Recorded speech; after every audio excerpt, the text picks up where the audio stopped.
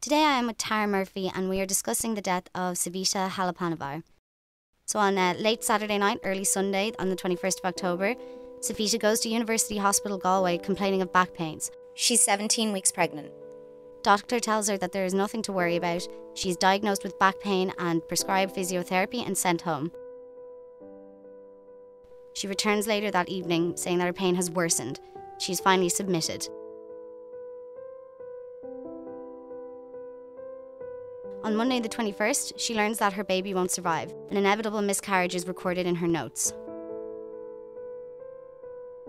On Tuesday evening, a nurse notes that Savita's pulse is high. Her condition worsens. At this point, Savita has shown quite a bit of evidence that she's quite unwell, and yet nothing's really been done about it yet. She's also fully aware and has been informed that she is going to lose her baby and has asked for an abortion, but she's been told no. So by Wednesday, her temperature raises and her heart rate raises to twice to what it was on the Sunday that she arrived at hospital. Throughout the day, her condition worsens, and at 3:15, she spontaneously delivers a dead baby girl.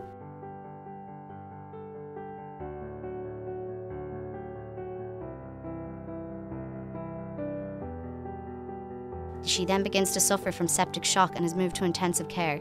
At this point, one doctor also mentions noticing a foul-smelling discharge. The registrar says that he was not aware of this information at the time. Of course, it's natural to realise that medical profession, like doctors and nurses, they're not infallible, they make mistakes just like us. It just doesn't really make any sense to me how all this information isn't getting through to the right bodies. So on Friday the 26th, blood tests finally reveal that she has septicemia due to E. coli ESBL. Her body is swollen and unresponsive. Sunday 28th of October, Savita's heart stops. Medical starts CPR. She passes away at 1:09, slightly less than a week after she arrived at hospital. Her death was recorded as multi-organ failure due to septicemia from E. coli ESBL. It's a very rapid deterioration. I think it's important to note as well that this pregnancy was one that Savita and her husband Praveen were very happy about. They were really looking forward to.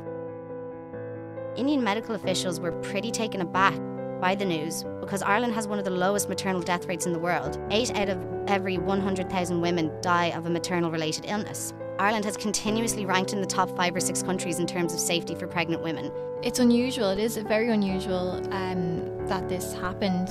Like, you are right to question, like, what went wrong. So the first thing to me that popped out was the vitals. It's clear that they were not checked every 4 hours, which is hospital protocol. It's pretty outrageous that these weren't closely monitored.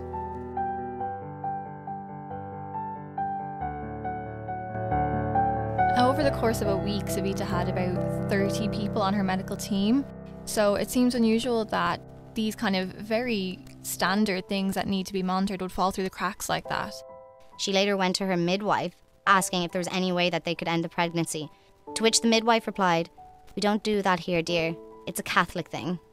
She said during the investigation that that comment was actually just making light of Irish Catholic culture. Rather than actually opening a dialogue and having a proper conversation about her options, it was just immediately shut down. I guess you kind of have to ask what has changed since then. To be quite frank, the answer is nothing. I remember when I first heard about it, I was nowhere near as informed on Ireland's abortion laws as I am now. And I just kind of remembered thinking, well, okay, someone's died because of this.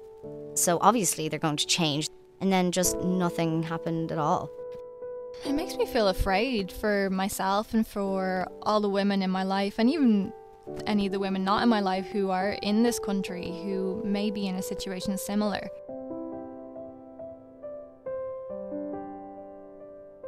Women are punished for seeking abortions or for having abortions in this country. It's criminalised.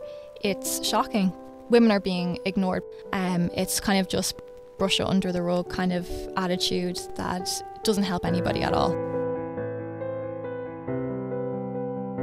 I feel very much the same as you. Definitely scares me a lot. To me, it feels like there was still very much that influence of the Catholic Church in this story. I mean, I want to have kids. I want to have lots of kids, and I want to ensure that this Irish healthcare system that's one of the best in the world for maternal healthcare is actually going to live up to that name and look after me if something happens.